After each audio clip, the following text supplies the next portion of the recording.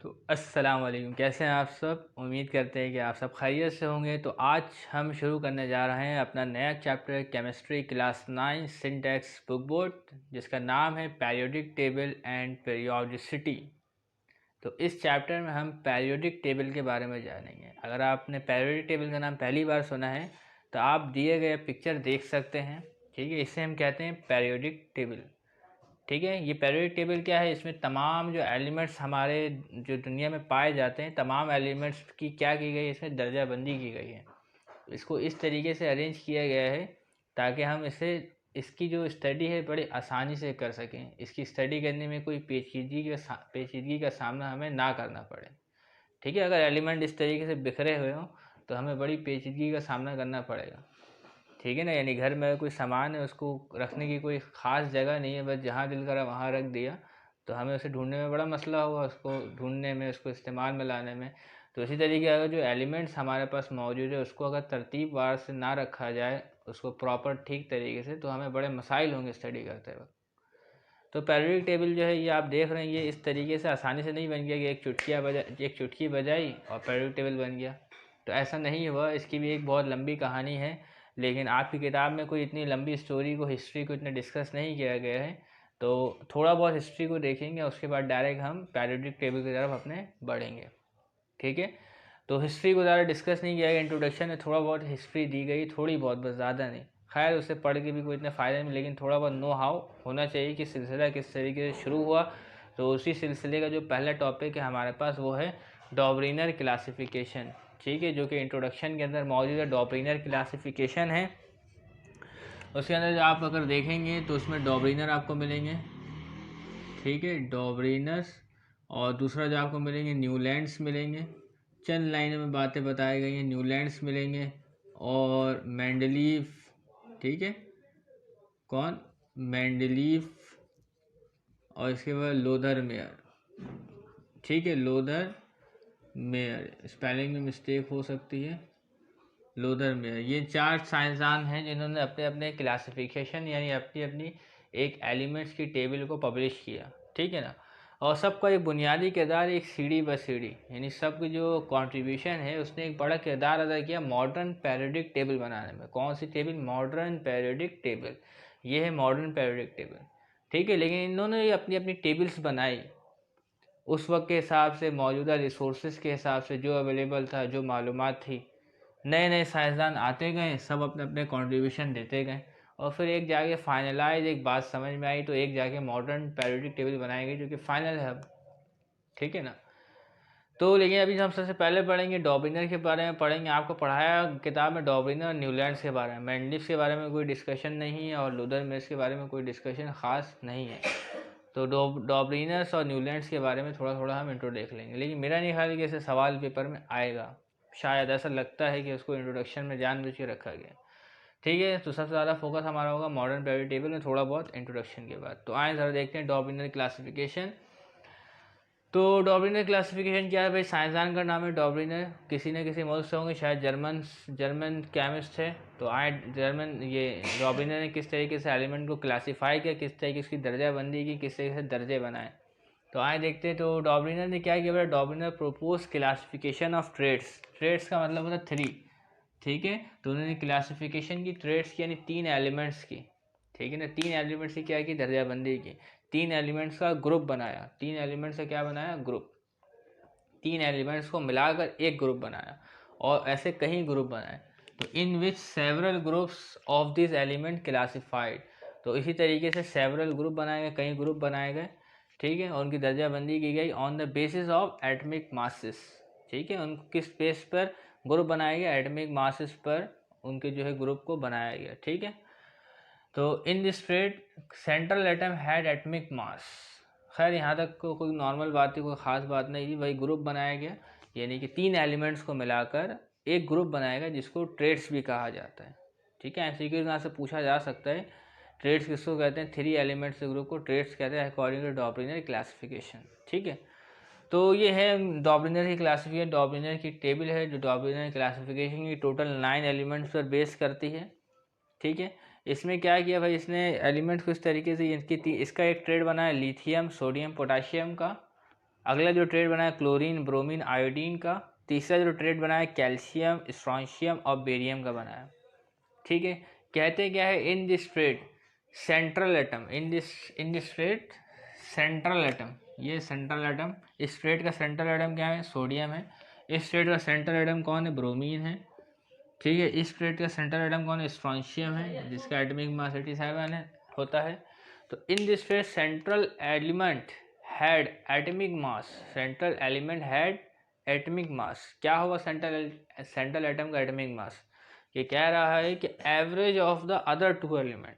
ये जो central atom है इसका एटॉमिक मास क्या होगा बेटा, इन दो का एवरेज लेंगे, इन दो का एवरेज लेंगे तो सेंट्रल एटम का आपके पास मास आ जाएगा। इन दो का एटॉमिक मास एवरेज मास लेंगे तो आपके पास इसका मास आ जाएगा सेंट्रल एटम का। तो इन दोनों का भी क्या लेंगे, एवरेज मास लेंगे तो आपके पास क्या आ जाएगा, सेंट्रल का मास आ जाएगा। लेकिन ये बहुत पुरानी बात है, पुराने तरीके। लेकिन जो मॉडर्न पीरियोडिक टेबल है वो एटॉमिक मास पर बेस नहीं करती। मॉडर्न पीरियोडिक टेबल जो है वो एटॉमिक नंबर पर बेस करती है। ठीक है ना, एटॉमिक मास वाला जो तरीका है वो कामयाब नहीं है।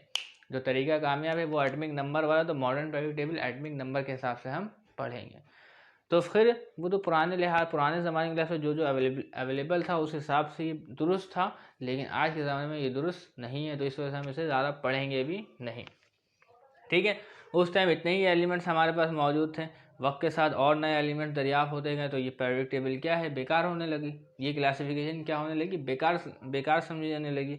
लेकिन एक अच्छा रास्ता फराहम करती है जो मॉडर्न जो पीरियोडिक टेबल बना है उसकी राह में। ठीक है, तो आए ज़रा इन दो एलिमेंट्स का एवरेज मास लेते हैं, देखते हैं कि सोडियम का मास आता है कि नहीं आता। तो सोडियम का मास आपके पास 7, और जो नीचे जो है पोटाशियम, इसका मास है 39। ठीक है, इसका जब एवरेज लेंगे तो एवरेज 2 से डिवाइड करेंगे। दो एलिमेंट है, दो टर्म है। ठीक है, दो एलिमेंट है तो 2 से डिवाइड करेंगे तो 39 और 7 आपके पास कितना हो जाता है भाई बेटा। ठीक है, 39 और 7 आपके पास हो जाएगा, ठीक है 46। क्या हो जाएगा 46, और 46 को आप डिवाइड कर दो 2 से, 46 को डिवाइड कर दो 2 से, ज़रा देखें यहाँ पे 46 डिवाइडेड बाई 2 तो आपके पास आ जाता है 23। क्या आ जाता है 23। तो ये देखें सोडियम का जो मास है वो 23 है। ठीक है, पुराने लिहाज से था बेटा, ये दुरुस्त नहीं है, लेकिन बताया जा रहा है कि इन्होंने इस तरीके से बताया था। ठीक है ना, दुरुस्त नहीं है। इसका ही मास आपको मालूम करना है तो आपको इन दोनों का एवरेज मास लेना पड़ेगा। तो 35.5 प्लस 126.5 डिवाइडेड बाई 2, तो इसको भी जमा कर लेते हैं हम, तो हमारे पास आ जाएगा 36, 126, 6 से 12 हासिल गया। ये आपके पास आ जाएगा 2, 3, 5, 6। ठीक है ना, तो ये आ गया 162, और 162 को आप डिवाइड कर दें 2 से। ठीक है, तो ये आपके पास आ रहा है तकरीबन, क्या आ रहा है 81 आ रहा है। कितना आ रहा है 81। तो इसको मैं यहाँ पे लिख देता हूँ 162 divided by 2 is equal to 81। तो यहाँ जो मास आ रहा है आपके पास ब्रोमीन का एवरेज, दो मास, इन दोनों का एवरेज मास लेने के बाद 81 आ रहा है, तो कोई मसले की बात नहीं है, थोड़ा बहुत फ़र्क है। लेकिन ये फिर भी बताया जा रहा है ये पीरियोडिक टेबल दुरुस्त, ये क्लासिफिकेशन दुरुस्त नहीं थी। स्ट्रोंशियम का भी आपको मास लेना है तो आपको क्या करना पड़ेगा, दोनों जो अपर और लोअर वाले एलिमेंट है इन दोनों का एवरेज मास लेना पड़ेगा, 40 और 137। ठीक है ना, 137 डिवाइडेड बाई 2, इन दोनों को सम करें, आपके पास रिजल्ट आएगा 4, 3, 7, 177, और 177 को आप डिवाइड कर दें 2 से तो आपके पास आ जाएगा किसका मास, स्ट्रोंशियम का। ठीक है ना, मेरा ख्याल है इसको डिवाइड करने के बाद हमारे पास आएगा 88.5। तो इतना जो है थोड़ा बहुत एरर आएगा, लेकिन कोई मसले की बात नहीं है। तो इस तरीके से डॉबलर ने बताया कि सेंट्रल एटम का मास आप इस तरीके से मालूम कर सकते हैं। ठीक है ना, इनको किस तरीके से अरेंज इसलिए किया कि इनमें कुछ फिजिकल प्रॉपर्टीज़ और केमिकल प्रॉपर्टीज़ में सिमिलैरिटी पाई जाती थी, इस वजह से इसको इस तरीके से अरेंज किया गया है। ये भी एक जैसे ग्रुप के एलिमेंट है, इनमें भी एक जैसी खासियत पाई जाती है। ठीक है ना, और इसमें भी क्या है आपके पास कुछ ना कुछ खासियत, केमिकल प्रॉपर्टीज या फिजिकल प्रॉपर्टीज में कुछ कुछ सिमिलैरिटीज़ पाई जाती हैं, इस वजह से इसको एक साथ अरेंज किया गया। ठीक है ना, तो अब इसके बाद हम लोग देखेंगे न्यूलैंड्स की क्लासिफिकेशन, कि न्यूलैंड्स ने किस तरीके से एलिमेंट्स को अरेंज किया था। अब हमारे पास मौजूद है न्यूलैंड्स क्लासिफिकेशन, जिसको न्यूलैंड्स लॉ ऑफ ऑक्टेव भी कहा जाता है, ठीक है ना। डॉबिनर क्लासिफिकेशन को लॉ ऑफ ट्रेड्स भी कहा जाता है। इसी तरीके से न्यूलैंड क्लासिफिकेशन को न्यूलैंड्स लॉ ऑफ ऑक्टेव भी कहा जाता है, ठीक है ना। ऑक्टेव का मतलब होता है 8, ठीक है। ऑक्टेव का मतलब होता है 8, इसको याद रखना है आपको, ठीक है ना। तो इन 1864 न्यूलैंड ने क्या किया, एक put forward law of Octave. तो 1864 में उसने एक लॉ ऑफ ऑक्टेव दिया, ठीक है, लॉ ऑफ ऑक्टेव, यानी इसको नाम दे दिया। मतलब ऑक्टेव के मायने क्या होता है, 8, यानी 8वें एलिमेंट में कुछ खास बात है। 8वें एलिमेंट में क्या है, कुछ खास बात है। आइए देखिए क्या खास बात है। Put forward law of octave. अच्छा, in order of increasing atomic masses, in order of increasing atomic masses, law of octave जो दिया अपने हर 8वें एलिमेंट्स के बारे में कुछ खास बात बताई, लेकिन एक और बात ये है कि इन order of increasing atomic masses. तो ये अपना ये ऑक्टेव है न्यूलैंड का, ठीक है। इसमें जो एलिमेंट्स को अरेंज किया गया है इन order of increasing atomic masses में अरेंज किया गया है, ठीक है। नज़र आए देखें, लिथियम का 7, बेरिलियम का 9, बोरॉन का 11, कार्बन 12। ये एटॉमिक मास क्या है, बढ़ रहा है, इरेगुलरिटी नहीं है, ऐसा नहीं कि बढ़ रहा कम हो रहा है। ये एटॉमिक मासेस क्या है, बढ़ रहा है, इंक्रीजिंग एटॉमिक मासेस है, ठीक है ना। 23, 24, 27, 28, 31 इंक्रीजिंग एटॉमिक मास। तो जो इसने जो अपना ऑक्टेव बनाया इन order of increasing atomic masses, ठीक है ना। ये ऑक्टेव है न्यूलैंड्स का, ठीक है। तो अकॉर्डिंग टू हिम बना लिया। कितने एलिमेंट्स है टोटल इसके अंदर मौजूद है, 16 एलिमेंट। कितने एलिमेंट मौजूद है टोटल, 16 एलिमेंट, ठीक है।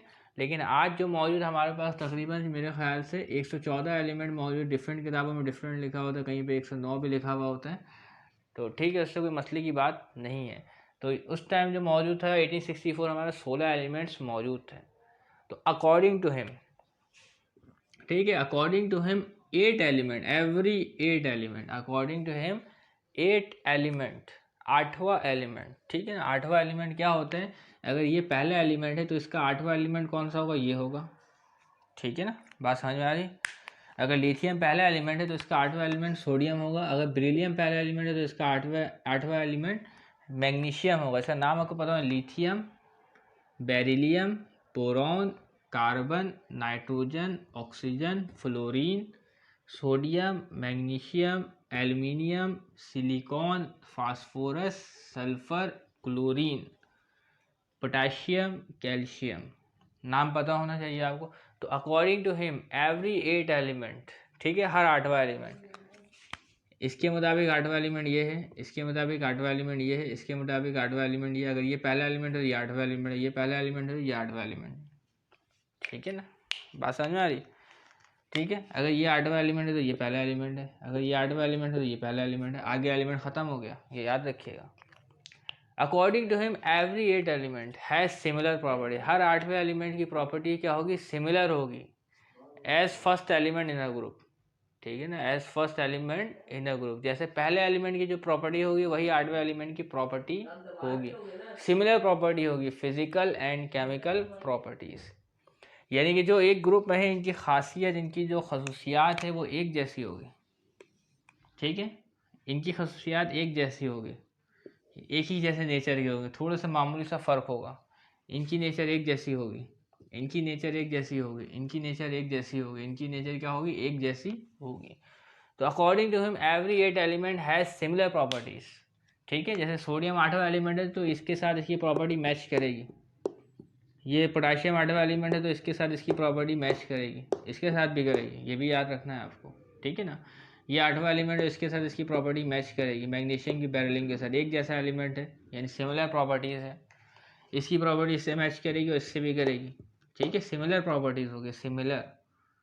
इसकी इसके साथ सिमिलर होगी, सिलिकॉन की कार्बन के साथ, ठीक है ना। आप आगे जाएंगे तो पढ़ेंगे तो वहाँ पे आपको समझ में आएगी बातें, ठीक है, जब आप मॉडर्न पीरियोडिक टेबल को पढ़ेंगे। फास्फोरस की नाइट्रोजन के साथ, सल्फर की ऑक्सीजन के साथ सिमिलर प्रॉपर्टीज़, क्लोरीन की सोडियम के साथ सिमिलर प्रॉपर्टीज़ हो गई, ठीक है। ये उस वक्त की बातें थी। इसको भी जो अरेंज किया गया एटॉमिक मास के बेस पर अरेंज किया गया, लेकिन जो आज मॉडर्न पीरियोडिक टेबल है वो एटॉमिक नंबर के हिसाब से है।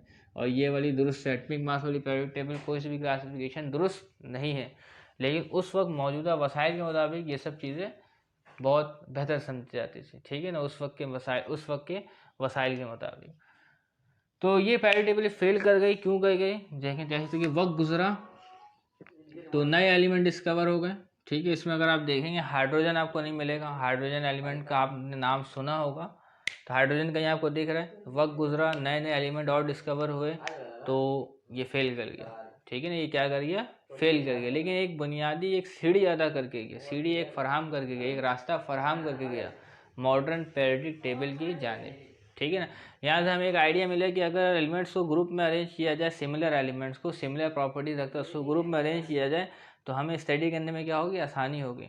ये तीनों एक रवैया रखते हैं, यानी एक जैसी प्रॉपर्टीज रखते हैं, ये तीनों एक जैसी प्रॉपर्टी रखते हैं, ये दोनों एक जैसी प्रॉपर्टी रखते हैं, ये दोनों एक जैसी प्रॉपर्टी रखते हैं, तो इससे क्या होता है? हमें बहुत आसानी होती है पढ़ने में, समझने में।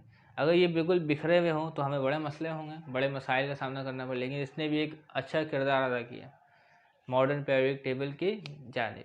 ठीक है, तो इस तरह के न्यूलैंड क्लासिफिकेशन को भी जो आपकी किताब के मुताबिक था वो आपको बता दिया गया है, जितना आपके कोर्स के मुताबिक है। ठीक है, इसके बाद जो आपके पास से मैंडलीव और लुथरमेयर, उनकी जो बातें हैं उनको भी देख लेंगे, लेकिन उनको डिस्कस नहीं करेंगे। ठीक है, तो डॉबरिनर न्यूलैंड्स के बाद हमारे पास है लुथरमेयर मौजूद है। ठीक है, और उसके बाद हम पढ़ेंगे मैंडलीव के बारे में। ठीक है, तो लुथरमेयर इन 1869 जर्मन साइंटिस्ट है लुथरमेयर। ठीक है, तो इन्होंने अपना पब्लिश किया एक पेरियोडिक टेबल। ठीक है ना, इन विच 56 एलिमेंट्स वर अरेंज। ठीक है, इनकी पेरियोडिक टेबल में कितने एलिमेंट्स अरेंज थे? 56 एलिमेंट। न्यूलैंड्स के ऑक्टेव में कितने एलिमेंट्स मौजूद थे? 16 एलिमेंट। डॉबरिनर की क्लासिफिकेशन में कितने एलिमेंट मौजूद थे? 9 एलिमेंट। इनकी जो पेरियोडिक टेबल है उसमें मौजूद थे 56 एलिमेंट, और इनको अरेंज किया गया था इन वर्टिकल कॉलम्स और ग्रुप। वर्टिकल कॉलम्स क्या होते हैं? ऐसे कॉलम को वर्टिकल कॉलम्स कहते हैं। ठीक है ना, वो अरेंज इन वर्टिकल कॉलम और ग्रुप्स। तो वर्टिकल कॉलम्स को ग्रुप कहा जाता है on the basis of atomic masses. तो एटॉमिक मासेस के बेस पर इन्होंने अरेंज किया था पेरियोडिक टेबल को। तो अभी तक तीनों जो गुजरे इन्होंने एटॉमिक मास के बेस पर अपने क्लासिफिकेशन को, पेरियोडिक टेबल को अरेंज किया था। ठीक है ना, एटॉमिक मास। लेकिन जो मॉडर्न पेरियोडिक टेबल मौजूद है वो एटॉमिक नंबर के हिसाब से अरेंज है। ठीक है, तो इसमें कुछ ज़्यादा बातें नहीं करेंगे। आए अब ज़रा मैंडलीव को देखते हैं, इसमें थोड़ी ज़्यादा बातें हम लोग करेंगे। ठीक है ना, तो इन 1869 रशियन साइंटिस्ट, रशियन थे मेंडलीव जिनका नाम है, इन्होंने अब अरेंज किया, इन्होंने अपनी टेबल बनाई। Arrange the element in order of increasing atomic masses. ठीक है ना, इन्होंने भी एटॉमिक मास के हिसाब से अरेंज किया। उस वक्त के हिसाब से ठीक थी, लेकिन आज के हिसाब से एटॉमिक नंबर से अरेंज किया गया है टेबल को। ठीक है, ठीक है, placing the elements with similar chemical properties vertically beneath each other, यानी एलिमेंट्स को इस तरीके से प्लेस किया गया जिनकी प्रॉपर्टीज यानी एक एलिमेंट के नीचे, यानी सोचिए यहाँ पे एक एलिमेंट है और इसके नीचे एक दूसरा एलिमेंट, इसके नीचे दूसरा एलिमेंट। तो placing the elements with similar chemical properties, जिन एलिमेंट की सिमिलर प्रॉपर्टीज थी, जिन एलिमेंट की सिमिलर प्रॉपर्टीज थी, केमिकल प्रॉपर्टीज, तो उनको दूसरे एलिमेंट के नीचे रखा गया। अगर इसकी प्रॉपर्टीज सेम है तो इसको यहाँ रखेंगे। ठीक है ना, दूसरा एलिमेंट मिला उसकी प्रॉपर्टी सेम है, इसको यहीं रखेंगे। ठीक है, एक और एलिमेंट मिला उसकी प्रॉपर्टी इस वाले ग्रुप से नहीं मिल रही, उसको यहाँ रखेंगे। एक और एलिमेंट मिला उसकी प्रॉपर्टी इससे मैच करी, यहाँ पर रख देंगे। एक और एलिमेंट मिला उसको यहाँ रख देंगे। इसकी मिसाल मैं आपको शेप से दे देता हूँ। सोचिए ये एक एलिमेंट है ट्राइंगल, हमने वहाँ सर्च किया, हमें एक एलिमेंट मिला ट्राइंगल, तो हमने इसको इससे रख दिया। एक और ढूंढा एलिमेंट, वहाँ मिला हमें स्क्वायर, तो हम स्क्वायर इधर रख देते हैं। एक और एलिमेंट ढूंढा, उसकी प्रॉपर्टीज़ देखी हमने, वो आ रहा है हमारा सर्कल, तो उसके लिए अलग से ग्रुप बन गया। फिर एलिमेंट सर्च किया, हमें मिला ट्राइंगल, तो हमने उसके नीचे रख दिया। जिनकी प्रॉपर्टीज सिमिलर थी उनको एक दूसरे के नीचे रखा। तो placing the element with similar chemical properties vertically beneath each other, एक दूसरे के नीचे। ठीक है ना, जिनकी प्रॉपर्टीज़ क्या है? सिमिलर हैं। ये याद रखना, एक जैसी प्रॉपर्टीज़ वाले एक ग्रुप में आते हैं। इसी चीज़ को पीरियोडिसिटी भी कहते हैं। क्या क्या कहते हैं? पीरियोडिसिटी, यानी एक वक्त गुजरेगा दोबारा सिमिलर प्रॉपर्टीज़ वाला एलिमेंट आ जाएगा, एक वक्त गुजरेगा दोबारा सिमिलर प्रॉपर्टीज़ वाला एलिमेंट आ जाता है, तो इसको हम कहते हैं पीरियोडिसिटी। ठीक है, यानी कि आप देखेंगे कि उसमें क्या होगा भाई, ये ग्रुप मौजूद है, टोटल समझे 8 ग्रुप है। मिसाल 1 2 3 4 5 6 7 8, सो ये 8 ग्रुप है। ठीक है, ये पहला एलिमेंट गुजरा, एक अपना एक गैप छूटता गया, दोबारा वो एलिमेंट, दोबारा वही वाला नंबर आ गया। ठीक है ना, फिर एक ख़ास इंटरवल गुजरा, दोबारा सेम प्रॉपर्टीज़ आ गई। फिर एक ख़ास इंटरवल गुजरेगा, दोबारा सेम प्रॉपर्टीज़ आ जाएगी। ठीक है ना, इसको क्या कहते हैं? पीरियोडिसिटी कहते हैं। ठीक है ना, क्या कहते हैं, पीरियोडिसिटी। यानी ये ख़ास वक्त के बाद, एक ख़ास इंटरवल के बाद, एक ख़ास टाइम के इंटरवल के बाद दोबारा वही प्रॉपर्टी आ जाए, दोबारा वही प्रॉपर्टीज आ जाए, तो इसको कहते हैं पीरियोडिसिटी। क्या कहते हैं, पीरियोडिसिटी। ठीक है, एक ख़ास इंटरवल के बाद वही सिमिलर प्रॉपर्टीज़ रिवाइज हो जाए तो इसको कहते हैं पीरियोडिसिटी। इसको याद रखना है, ठीक है, क्योंकि चैप्टर का नाम भी पीरियोडिसिटी है, पीरियोडिक टेबल एंड पीरियोडिसिटी। ठीक है, तो उसके बाद देखते हैं, तो this periodic table predict the properties of element. तो ये पीरियोडिक टेबल थी, क्या कर सकते, प्रिडिक्ट कर सकती थी प्रॉपर्टीज ऑफ एलिमेंट्स के को। ठीक है ना, यानी कि अगर हम इसके पहले एलिमेंट को देखें तो हम अंदाज़ा बखूबी लगा सकते हैं यहाँ पे कौन कौन से एलिमेंट की प्रॉपर्टीज़ हो सकती है, इस एलिमेंट की प्रॉपर्टीज़ क्या होगी, क्योंकि ग्रुप में जब एलिमेंट्स को रखा गया है सिमिलर प्रॉपर्टीज़ वाले एलिमेंट्स को रखा गया है। ठीक है, और ऐसे एलिमेंट्स की भी जो अनडिस्कवर्ड थे, जो डिस्कवर नहीं हुए थे, उनकी भी प्रॉपर्टीज सजेस्ट कर दी थी मेंडलीव ने। ठीक है ना, गैप को खाली छोड़ दिया था, उन्हें ऐसा लगता था यहाँ जो एलिमेंट आएगा उसकी प्रॉपर्टीज कुछ यूँ होगी। ठीक है, तो he left in certain cases, he left gaps, periodic table ने गैप छोड़ दिया, सोचा यहाँ पे नई एलिमेंट आने की गुंजाइश है, गैप छोड़ दिया। ठीक है ना, तो he left gaps which modify bye मोजले। तो मोजले एक साइंटिस्ट का नाम है जिसने मॉडर्न पीरियोडिक टेबल को बनाने में किरदार अदा किया। तो इसको इन्होंने इसमें तब्दीलियाँ की, मॉडिफिकेशन की मोजले ने, लेकिन इन्होंने गैप छोड़ा, इनको लगता था कि एलिमेंट्स कुछ यहाँ पे आएंगे, इस तरीके से आएंगे। खैर बात की बात है, लेकिन हमें मेनली पीरियोडिक टेबल को पढ़ना हरगिज़ नहीं है, हमारे कोर्स का हिस्सा नहीं है, चंद लाइनें दी गई हैं बस इंट्रोडक्शन के तौर पर। तो मेनली जब हमने पीरियोडिक टेबल पब्लिश की उसमें वर्टिकल कॉलम थे, कॉलम, वर्टिकल कॉलम। ठीक है, वर्टिकल कॉलम को क्या कहते हैं, ग्रुप कहते हैं। ठीक है, और ये हॉरिजॉन्टल लाइन, और हॉरिजॉन्टल लाइन को कहते हैं पीरियड्स। तो मेंडलीव के जो ग्रुप थे, मेंडलीव के पीरियोडिक टेबल में वो 8 ग्रुप थे। ठीक है, और पीरियड्स की तादाद कितनी थी, 12 पीरियड्स की तादाद थी मेंडलीव के पीरियोडिक टेबल में। ठीक है, 8 ग्रुप। ठीक है, 8 ग्रुप, 1 2 3 4 5 6 7 8 ग्रुप, और कितने पीरियड, 11। तो और बनाने पड़ेंगे, मैं बना रहा नहीं हूँ। ठीक है ना, 12 पीरियड्स मौजूद थे। ठीक है, हॉरिजॉन्टल लाइन। फिर मेंडलीव ने अपने एक पीरियोडिक लॉ भी दिया। ठीक है, पीरियोडिक लॉ कुछ यूँ है, the physical and chemical properties of elements, the physical and chemical properties of elements, क्योंकि हर एलिमेंट की केमिकल प्रॉपर्टीज भी होती है और फिजिकल प्रॉपर्टीज भी होती है। The physical and chemical properties of element are a periodic function of their atomic weight. यानी जो एलिमेंट की जो प्रॉपर्टीज़ है वो periodic function of their atomic weight, मतलब कि अगर एलिमेंट्स को आप अरेंज करें order of increasing atomic weight, order of increasing atomic weight, तो वो क्या है, एक ख़ास इंटरवल के बाद उसकी प्रॉपर्टी फिर से रिवाइज होगी, एक ख़ास इंटरवल के बाद उसकी प्रॉपर्टी फिर से रिवाइज होगी। इसी को हम क्या कहते हैं, पीरियोडिक फंक्शन कहते हैं या पीरियोडिसिटी कहते हैं। ठीक है ना, अगर आप एलिमेंट्स को इन order of increasing atomic weight arrange करें तो ये ख़ास इंटरवल के बाद वही प्रॉपर्टी दोबारा रिवाइज होगी। इसी को क्या कहते हैं, पीरियोडिक फंक्शन या पीरियोडिसिटी कहते हैं। और पीरियोडिसिटी का वर्ड आपको याद रहना चाहिए, आने वाले वक्तों में बहुत काम आएगा। ठीक है, इन चैप्टर्स में। तो इस तरीके से क्या होता है, मेंडलीव की पीरियोडिक टेबल हमारे पास ख़त्म हो जाती है। तो आने वाले वीडियोस में हम पढ़ेंगे मॉडर्न पीरियोडिक टेबल्स के बारे में। तब तक के लिए इजाज़त दीजिएगा, अल्लाह हाफ़िज़।